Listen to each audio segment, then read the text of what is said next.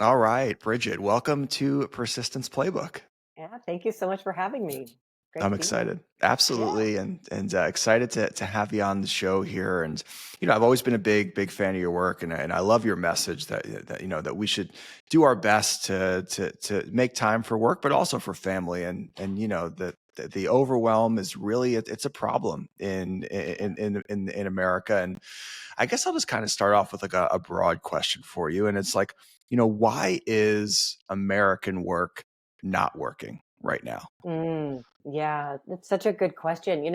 The first book that I wrote called Overwhelmed was Hmm. really trying to look at, trying to understand the time pressure that so many people feel in all walks of life. And at the end of the journey of that book, I really came to see how so much of it is driven by our work culture, the way we think about our work, the way we've organized it and we do it. And so that's what led to the second book. Really, it's a direct outgrowth of the first book. And it was so clear, that people are, we've sort of got this story in the United States that hard work will pay off, that we really value hard work. And what I really am finding is that hard work isn't paying off anymore. For high wage workers, professional workers, there's this expectation that you're going to always be available, that the best worker is going to be working all the time in like one job. And for lower wage workers, hourly, retail, and service workers, the expectation is you'll always be available to work any shift. And the jobs aren't big enough to support human life anymore. So you have to cobble together several jobs or several jobs and side gigs. So there's overwork in that sector too, in a really different way. And so what I'm seeing is that people are working harder and harder. Work is squeezing out time and bandwidth and energy for a rich and full life, time for family, time for leisure and joy. And it's sort of not paying off in the way that we expect it to. Pretty interesting, and I totally agree. And I know this has been something that's kind of been trending, upward for a long time. I'm curious, do you think the pandemic specifically kind of accelerated this with so many people working from home and kind of being expected to be on the clock, so to speak, 24/7? So I think it's a really interesting question, and I think the pandemic, these overwork trends were already firmly in place Hmm. before the pandemic. So, one of the studies that I cite in my new book is this meta-analysis looking at work stress and looking at long work hours as one kind of stressor at work. And that was a study done in 2015. So these have been long-standing trends, I would say, for the last maybe 10, 20, 30 years. There are economists who track these trends that say work has become increasingly greedy, is what they call it in Sure. recent years. So while that long work hours and sort of the ideal worker norm has been trending upward for a while, what the pandemic did was really interesting. It disrupted so much about work, and that you did have more people working from home in incredibly difficult circumstances and really trying to make it work, trying to be productive, showing that they could do it in this weird way. So many people were working more hours, but there was more, like you could see surveys where job satisfaction went up because there was more sense of control over their time, Sure. more flexibility, so that you could work hard, but then you could also have time for family. You could have dinner, you could take your kids to the park if it was open. So, so that was kind of in one sector. And another, all of a sudden, all of these hourly workers who'd been so invisible suddenly became really visible. We relied on them. They were delivering our groceries. They were going and risking their lives to go to work in hospitals. And so then you saw like support for worker movements, at the highest level that it had been in decades, like a recognition that, wow, these are really terrible jobs. We need to make them better jobs. So the pandemic did some really interesting things that I think we're still trying to shake out. And I think one thing that it really did across the board is when you saw so much disruption all around you and you saw a lot of like, this virus was deadly. We lost millions of people. There was a real opportunity for rethinking, wait a minute, what am I doing here in my brief time on earth? And what do I really want to be doing with work? What can I do differently? So there's been a real rethinking in many sectors that I think could be. Yeah, I find it very hopeful. The disruptions and what people experienced could lead to a different way of thinking and doing work.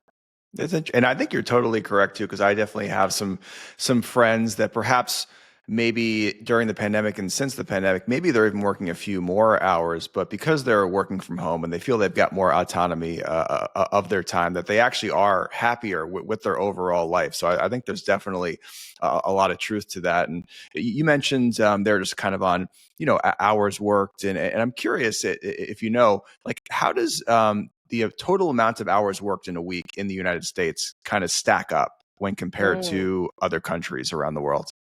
Yeah, so we work among the longest hours of That any, sounds about right. particularly, yeah, yeah, right. Well, particularly when you look at like wealthy democracies, because Hmm. that's really the group that we want to compare ourselves to, kind of others, sort of kind of peer economic, countries. And we work among the longest hours.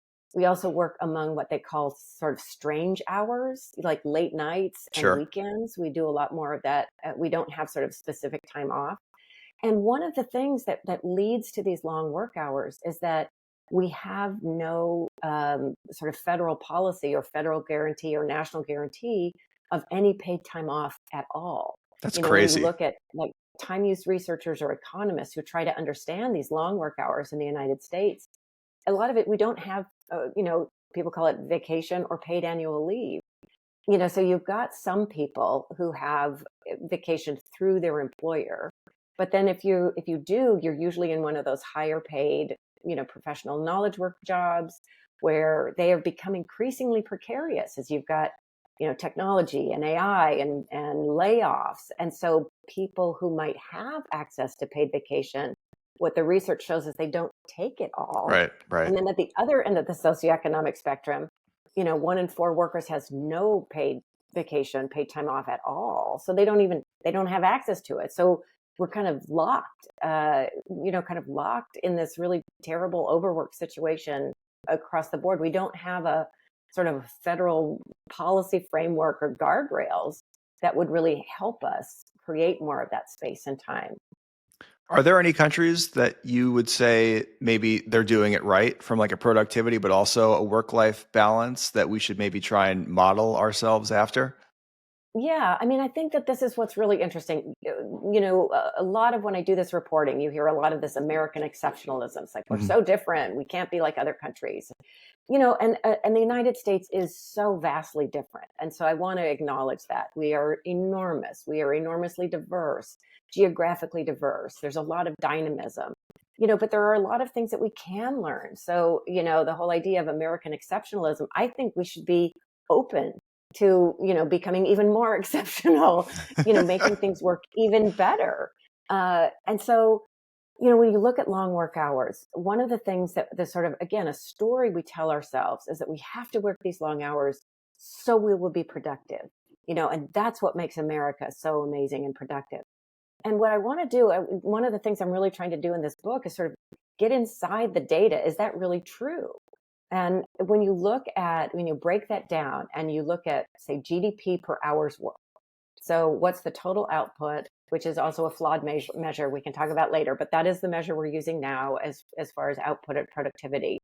And then you divide that by the hours you work to see, well, how good are each one of those hours? We are not the most productive per hour. That's Norway. Interesting. I mean, and that's, where we're about equal? We're about equal to Denmark and to France. Really? And people love to hate on the Nordic countries. Oh, they've got all of these policies. They're soft and cuddly and, we're hard and cowboy. And people love to think about, they love to think about France as sort of like this kind of go have your, long lunch with Sure. wine and Yeah, they're take they're your 6 clocking weeks of out vacation. and having their cappuccino and eating a baguette and they're getting nothing done. But you're saying on a per hour basis, we're They are equally we're equally as productive. they are getting as much done as we are, and they're doing it more effectively. And what I will say is when you look at the other end, like, the other countries that work really long hours, like the United States or Japan and South Korea. And there they have a word for dying from overwork. It's guarosha in South Korea, it's karoshi in Japan. And so one of the chapters in the book, I go to Japan to try to understand. It's like, well, they work these really long hours. It's affecting, it's affecting the future. People feel like, they don't have a future. They don't want to get married. They don't have time to have children. The birth rate is really low. There's an aging population. It's like all of these people dying from karoshi. They have government reports they put out every year about people, either dying or getting sick or depressed or committing suicide. It's like, okay, well, this is a huge cost. Right. What's the payoff? And there's no payoff. Not only are they not productive, but it's a drag on innovation. They are really stuck in this old story. Yeah, I talk to workers who they just have to be at work because that's what the boss expects, even if they have nothing to do. So Right. there's one guy, he was making blank copies at 11 o'clock at night. It's just like, why are you at work? And Oh, that's the saddest thing I've ever heard. oh, there's one person that I was talking to, and she's like, well, I don't think overwork is a problem. And I said, well, where are you right now? She's like, I'm in my office. I said, well, what time is it? And she said, midnight. I'm like, and you don't think that's a problem? So it's become sort of like their reality, like we have to do it this way, even though there are such huge costs.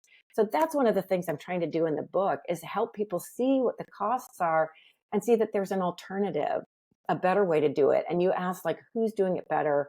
And I do have a chapter in the book on Iceland. Now, okay, before you roll your eyes, it's like, oh, it's a teeny tiny country. It's like, the population of LA is bigger. And I understand all of that. But what's really interesting is what they did there is, if you remember the global meltdown, the banking crisis in 2008, the Great Recession here, their country went bankrupt in 2008 after that. And what happened was, after something like that, there was this recognition that the old way wasn't working. This focus on GDP and growth and, all of the stuff that we're still focused on here. And they began thinking, well, what if we thought differently? What if we said, instead of growth being the most important thing, human well-being was the most important thing? And what if we measured our success and the wealth of our country through the quality of life of our people? And so they began really rethinking, well, what do we measure? So yes, there's GDP, but there's also child poverty. There's gender equality. Do you have access to a park? Do you feel safe in your neighborhood? Can you afford your house? All of the things that human beings, as we think about, make for a good life. They began finding the measures and measuring their success through that. And one of the things they found was a lot of people felt very stressed at work, and they felt that there wasn't enough gender equality because men were working and making more money in paid work, and women were doing more of the unpaid care work. And so they experimented with short work hours, and they started with small pilots just to see what would happen and how it would work. And it was so successful that they rolled it out, and now 85% of the workforce has access to a 32-hour work week. Some people call it the 4-day work week, but it's really not. It depends on the organization. It depends on the type of work you do. And the best thing, and I think this is what I'm saying that we could learn from, is they went through a process that anybody could do, no matter your organization or your country. And it was all focused on effective work that led to better work and also greater well-being, and surprisingly, more gender equality. So it led to all sorts of great things. And when I was talking to the architects of the shorter work hours movement, as they were working with organizations to try to figure out, well, how do we do this? How do we do the same amount of work in less time for the same amount of pay? Is it even possible?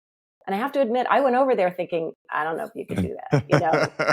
I work too much. I don't know. I don't know if you could do that. And I came away really impressed that they did. It was a lot of hard work on the front end, but it really worked on the back end. And so now there's much more gender equality. Men as their paid work hours have come down, they're spending more time at home with their families. They're much more involved. I talked to a police officer, a detective. How could a police officer, work for shortened work hours? And they figured out how to do it, with the scheduling and, with like changing their focus, to be more preventive. And he's spending time with his family. He said, I used to never know what size my kids were, and now I'm the one that goes shopping for their clothes. Oh, that's It's like, awesome. it was really cool. Yeah. And then, so as men are spending more time there's more equality with the unpaid work. And then a lot of women had been working part-time because of the care responsibilities. So when paid work hours came down to 32 hours, they all of a sudden became full-time workers without changing anything. And so then all of a sudden they have much more financial stability over their lifetimes. They'll earn more money, more pensions. They're on much more equal footing as a full-time worker, so that they're now being considered for promotions. I mean, that's something that we could learn from. For sure. And I think like the truth is that if any of us put like a cap on our work hours, whether you're employed or self-employed, whether that be 32 or 40, I think you would just accelerate and build your focus to an extent in those hours that you'd get just as much done as if you worked 60 hours where you were kind of focusing, not focusing, making blank copies, so to speak. So I do think that there is something to limiting your hours of work, and that will enable you to focus more and get more done during those hours. What was that word for dying at your desk they have? Was that Oh, Japanese? yeah, it's a Japanese word. It's called karoshi. It's Karoshi, boy.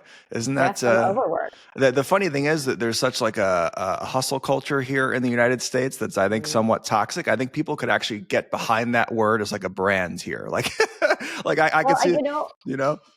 absolutely. I called one of the chapters in my book American karoshi, because Mhm. we have it here too. We just don't call it that. Think about the junior banker at Bank of America, who put in 100 hours a week and died last May. There was a resident at a hospital here. I'm in the Washington D.C. area, who just committed suicide. He's just like, I can't work this many hours, and this isn't working, and I don't see a future. I don't see any other way to do it. I was recently, I had a fall. I fractured my rib. I had internal bleeding that I didn't realize. I was rushed to the hospital, and I was in the trauma. Trauma surgeons were ready to put in a chest tube, all this stuff. I'm in terrible pain. And the trauma surgeon comes in and he's trying to make me feel comfortable and making small talk. And he's saying, so what do you do? I'm like, I really can't be here. I've just written a book. It's called Overwork. It's about our overwork culture. It's coming out in a few days. This is really bad timing. And I need to get back to work. But what was wild is, which I know, super, super wrong, way to look at it. But what's so interesting is that as he started to do the procedure, through the rest of the time, he spent the whole time talking about overwork and the medical profession and what he saw. He said as a resident, he was 36 hours on, 12 hours off. He saw every single relationship break up. And so here is this guy for the next hour talking about overwork in medicine, and then saying, and it doesn't make the medicine any better. It doesn't make the quality of our care better. Why do we do it? And that's a lot of what I wanted to tackle in the book. A lot of it is what we believe. It's really not based on evidence at all. And so a couple of things that I found really surprising was the power of belief, the power of what leaders believe to set the culture.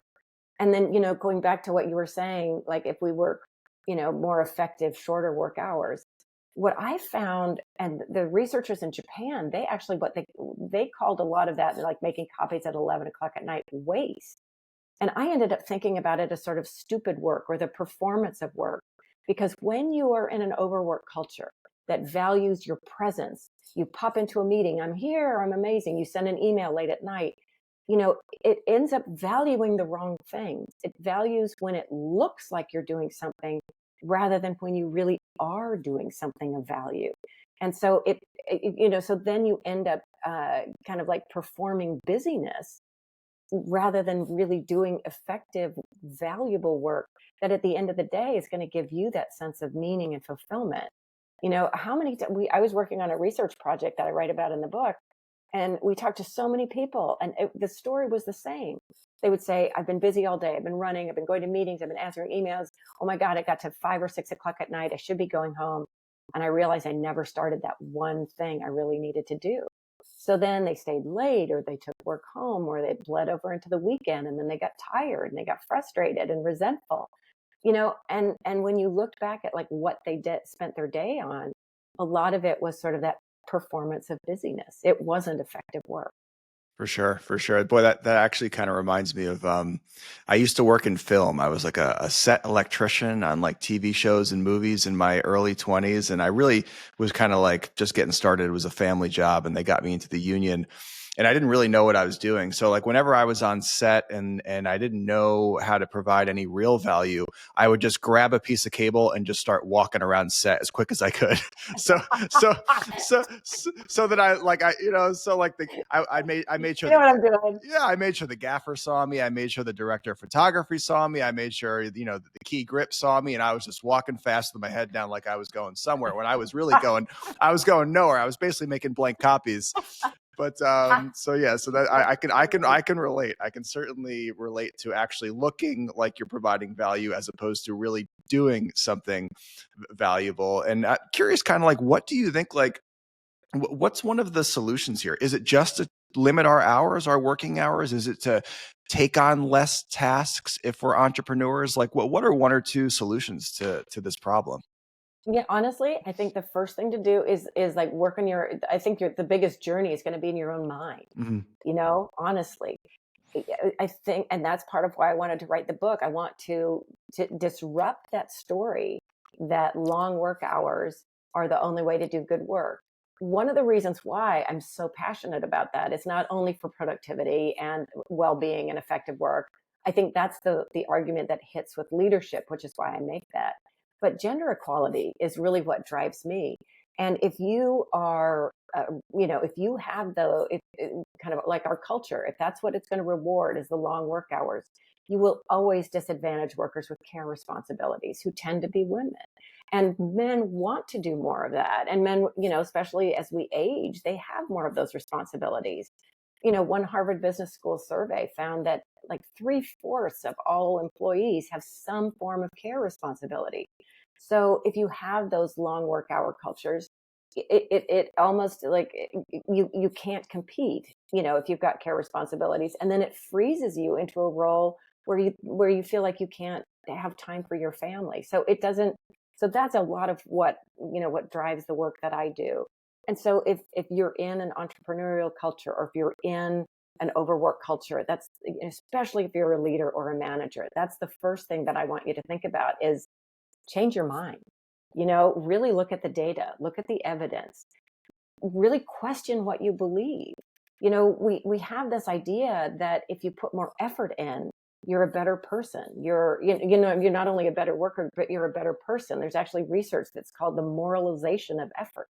And as we move into an era where, technology, we talk about AI, it's going to be able to do so much of our work for us. Well, let's let that free us up to do better work, not more work. And so I think that's sort of what I would really suggest people do is really think about what is effective work. Think about what is the value you're trying to create? What is the output, the performance, the impact that you want in the world? And, make that your North Star and then work backwards from there, developing the processes, the systems, the organization that's going to make sure that you end up with that value rather than a whole lot of busy work that's going to disadvantage everybody except people with no care responsibilities. Curious about your thought on this, and this is something I just thought of, and maybe it's not a big factor, but maybe it is. Do you think maybe the fact or the reason why people are working way too many hours is because so many companies just have way too many meetings? Like if you're in like seven half-hour meetings, there's no time to actually do any work, and of course you got to work 10 hours because you still have to do things within your role. Like, do you think that plays a factor? Just too many long meetings? Absolutely. It's meetings, it's communications protocols, it's email, it's the email ping pong, it's scheduling, it's taking on tasks and not recognizing that there's a whole host of stuff that comes along with taking on a task. So yeah, it's all of that stuff. And, that's what I would call, a lot of it is stupid work. A lot of meetings are, I think that was one of the interesting things from Iceland, from some of the COVID experiments that I looked at, and from some of the work redesigns, even pre-COVID, that I looked at. They really asked themselves again, they like, what is our North Star value? And then when they backed up the processes to see, like, what do we get there? They had to ask themselves, why do we do this meeting that everybody hates, Right. that nobody pays attention to? And everybody's answering their emails. And then we get out and, the emails are sort of half-assed and the meeting was half-assed. Why do we do that? And so I think that's a big part of it is asking yourself, is, this one childcare center I worked for, went and reported about, you know, again, like police officers, like nurses, all sorts of places that you wouldn't think would be part of a 4 hour or a short work week movement. What the director said, she said, I went to my team and I said, I don't know how you get to shorter work hours, but you do. You're closer to the work. So you figure it out. And so then the teachers went through their days in 15-minute increments, again, defined what that North Star value was, went through their whole day to figure out, are we making sure that we're getting to that North Star value? And they cut everything else out that wasn't, which were a lot of meetings and a lot of email ping pongs. And so you can do that. When I talk about the process, that's something that anybody can do. That's something an individual can do, right here and right now. And believe me, I'm on a mission to like cut down on meeting culture, I stupid love it. meeting culture. Right. Right. It's Some too meetings, of course, are much. necessary, but if you come into a meeting with a, really specific agenda and everyone knows what the point of the meeting is and what you're trying to accomplish, you can almost always do that in 15 minutes. It doesn't have to be half an hour, 45 minutes, or an hour. And there probably doesn't need to be multiple meetings like that in a given week. Because like if we're trying to get work done, but we're expected to reply to a Slack message right away, we're expected to reply to an email, within 15 minutes, and we have 6 meetings on our calendar, there's just no time for deep work there. And you're constantly switching tasks, you're Yeah. switching your focus, and that's just not a way to get a lot done per hour.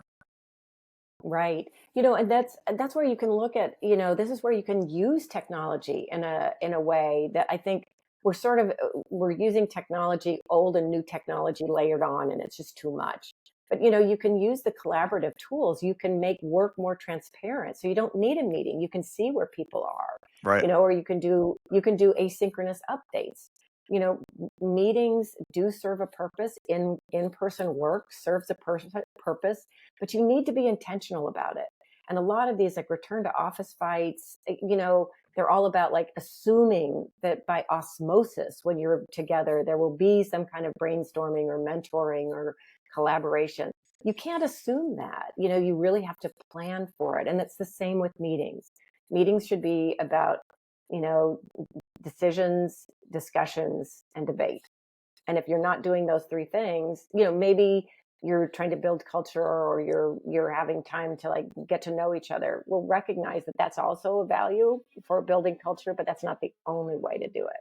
For sure, for sure. And kind of like on the anti-meeting spectrum, I've heard you talk about the importance of spending time in leisure, where our brain can wander for the sake of creativity.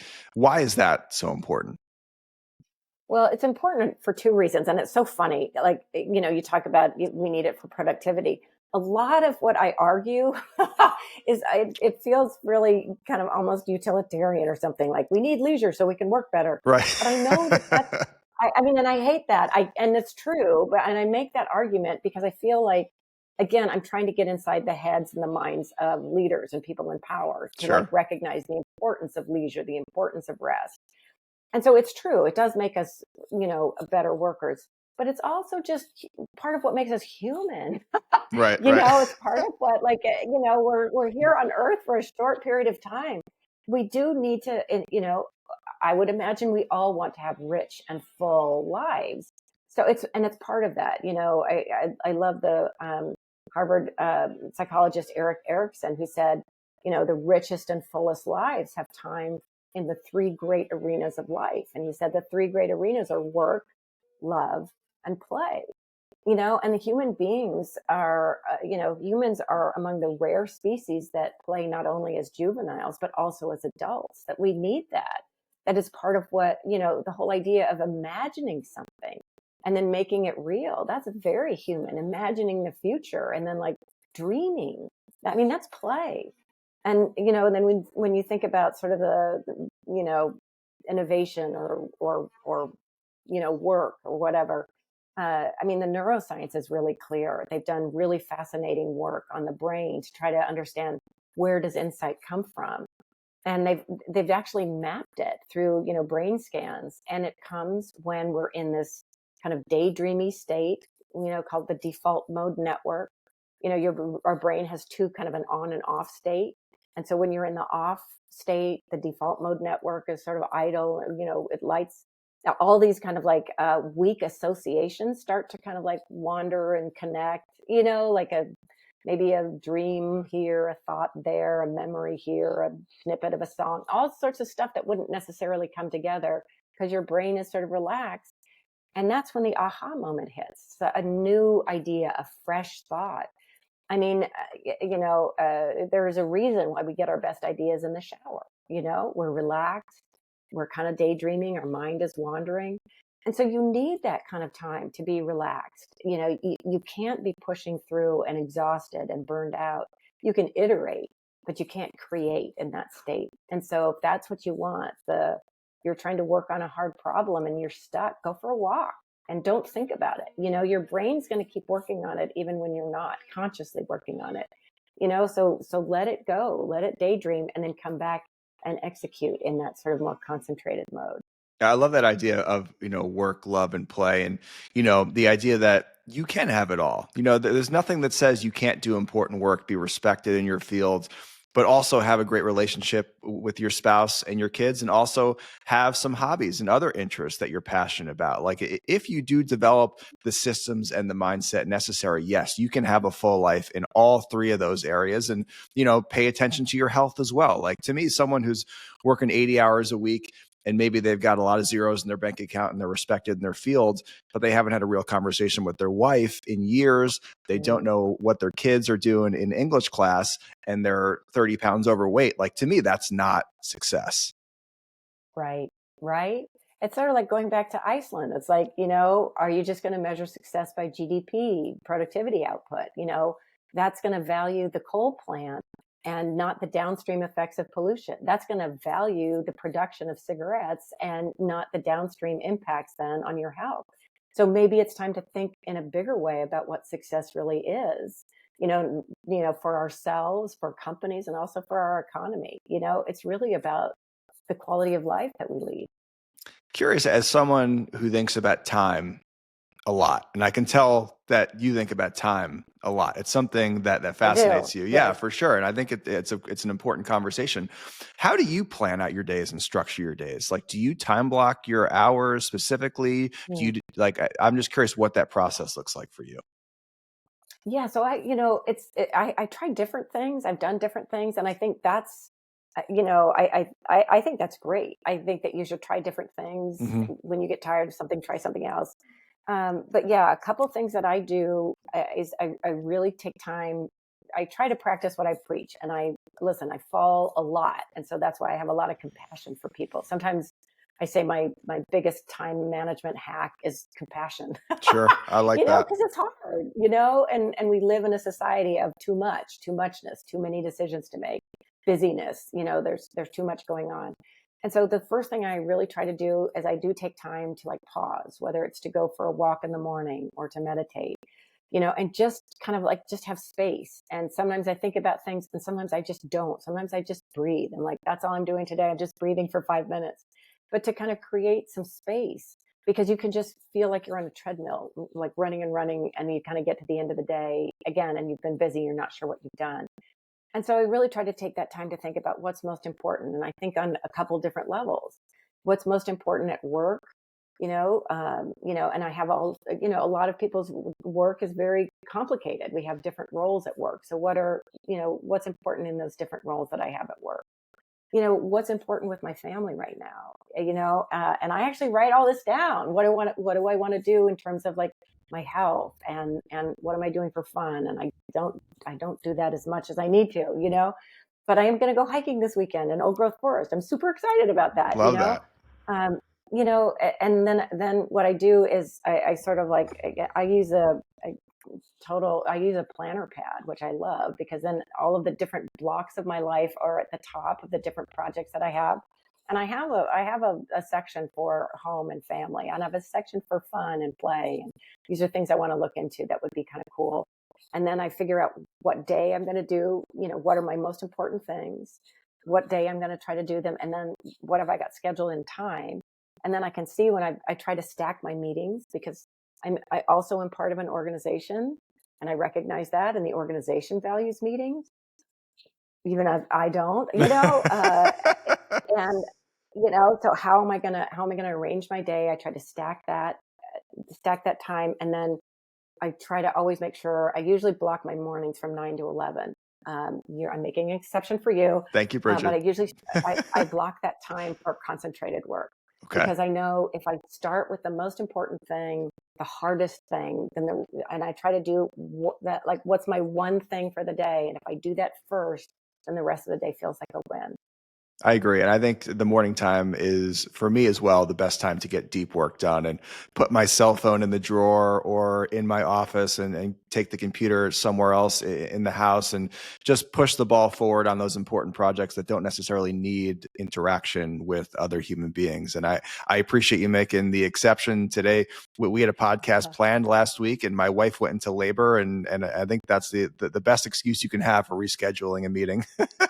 So And I think yeah, I know, and it's exactly what I write about. It's like, let's make time for the things that are super important, and having a baby super important. So having a yes, work can baby's go super important, super, but I work can appreciate stretch and shrink around that. you letting Yeah. us dip into your deep work time here. And I love what you said, and I totally agree. And I've adapted a similar process recently, as where like on Sundays I'll kind of look at what are my objectives for the week, and I'll kind of categorize them into relationships. Like, do I want to buy my wife flowers or surprise her with something, or is there a date night that I want to get plans, or maybe I want to organize an outing with my friends this weekend, go for a hike or something along those lines.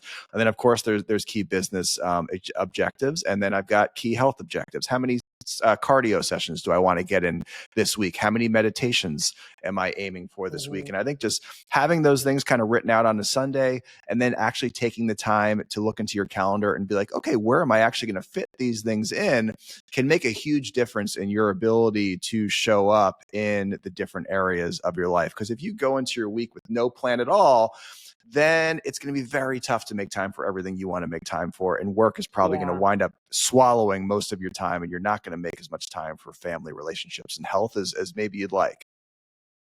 Yeah. No, it's so true. And again, going back to that research that I did with Ideas 42, the behavioral science firm, what we found is that a lot of people, they didn't have plans. And so they had that big thing that they wanted to get done, but it wasn't on their calendar anywhere. And think about, so many people do that. You just assume it's going to get done. It's like you really need to figure out where that goes. And I'm part of a team. I direct a team, and then I'm part of a larger organization. So we use Google Calendar, and so everybody can see what everybody's doing. And I found myself getting scheduled into a lot of meetings that would chop up my day. And so that's one of the reasons why I intentionally blocked out my mornings. Like, it looks like I'm busy, so you cannot schedule me, Love it. unless it's an emergency. And so that's one way, like, even when you're in an organization, to try to take back some of your own. It's like the only things that choice and control are the things that really lead to, either feelings of well-being or stress. So find ways that you can bring choice and control back as much as you can, depending upon the organization you work in. Find ways to bring choice and control back into your life. Totally agree. Bridget, thank you for being with us today. This has been such an insightful conversation. I really appreciate you. Everyone, get out there and pick up your copy of Overwork. It's a really important message. It's important work right now. Thank you for being with us. Thank you so much for having me. Great talking to you. Absolutely. And congratulations on your new baby. Oh, I know. Boy, today was actually like the first day that I did a little bit of work, right? Since the baby was born, and I'm mostly taking off for the next month or so. But Good. the podcast Good. is the one thing that I'm going to keep rolling here. So I definitely appreciate that. Oh, well, enjoy that time. It's just magical. When both my kids were born, I think it was one of the happiest times of my life. So enjoy every minute. I am. I'm doing my best to be present and block off the time necessary to make those moments really count. Bridget, thank you for being with us today. Everyone out there listening, thank you for listening to Persistence Playbook. And this is your weekly reminder that there will be resistance to the important work that you know that you should be doing this week. In those moments, lean on your why and take action anyway. We'll see you next week, guys.